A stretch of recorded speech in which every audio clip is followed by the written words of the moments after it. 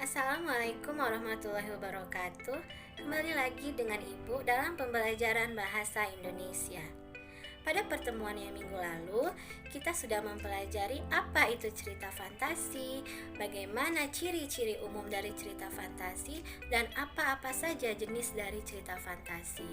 Nah, pada pertemuan kali ini, kita akan membahas unsur-unsur cerita fantasi.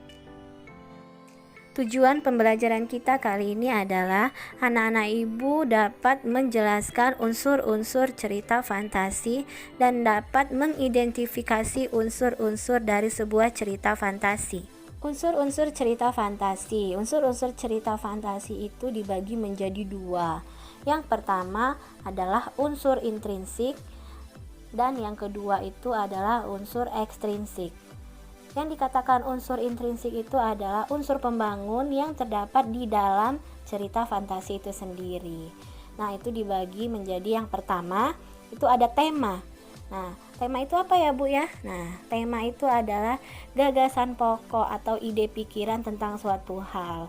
Jadi contohnya misal temanya tentang persahabatan, tentang perselisihan.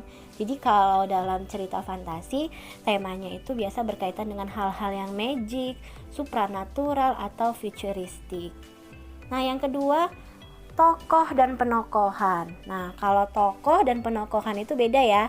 Kalau tokoh itu adalah pelaku atau orang, siapa yang memerankan cerita fantasi tersebut, sedangkan penokohan adalah karakter dari pemeran atau pelaku di dalam suatu cerita. Jadi ada 3 jenis penokohan. Yang pertama itu namanya tokoh antagonis. Nah, tokoh antagonis itu adalah tokoh yang bersifat jahat. Nah, biasanya dia tidak disukai. Dan yang kedua itu tokoh tritagonis. Nah, tokoh tritagonis itu adalah tokoh penengah. Dan yang ketiga itu tokoh protagonis. Tokoh protagonis ini adalah tokoh yang bersifat baik dan biasanya dia disukai. Yang ketiga itu ada namanya alur. Alur itu adalah jalan cerita atau runtutan peristiwa yang saling berkaitan satu dengan yang lainnya. Nah, alur dalam cerita itu ada 3, yaitu alur maju, alur mundur, dan juga alur campuran. Selanjutnya yang keempat itu ada latar atau setting. Jadi latar itu menyangkut 3, yaitu ada tempat, waktu, dan suasana.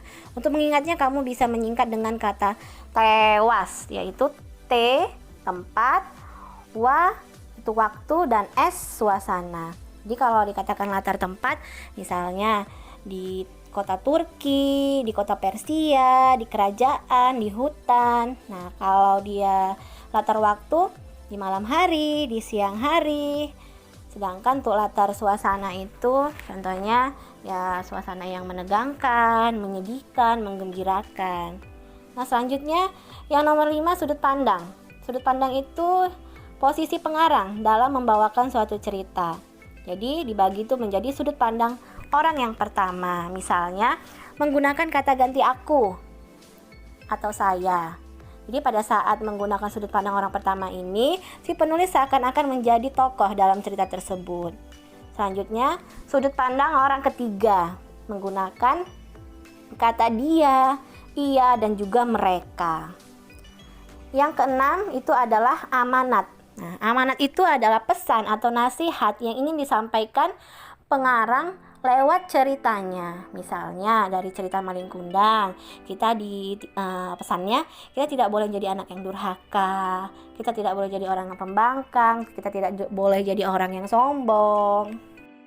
Nah, unsur yang kedua dari sebuah cerita fantasi itu adalah unsur ekstrinsik. Jadi unsur ekstrinsik itu adalah unsur-unsur yang berada di luar karya sastra.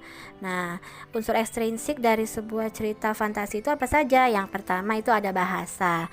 Jadi bahasa yang digunakan dalam cerita fantasi itu adalah bahasa yang variatif, bahasa ekspresif yang bisa menggugah emosi si pendengar.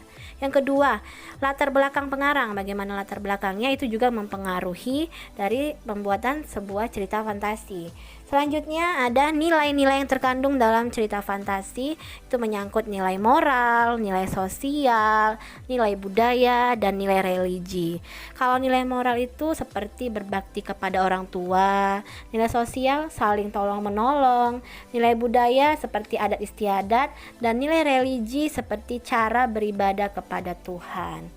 Nah, demikianlah pemaparan Ibu tentang unsur-unsur dari sebuah cerita fantasi. Semoga bisa bermanfaat untuk kalian semua.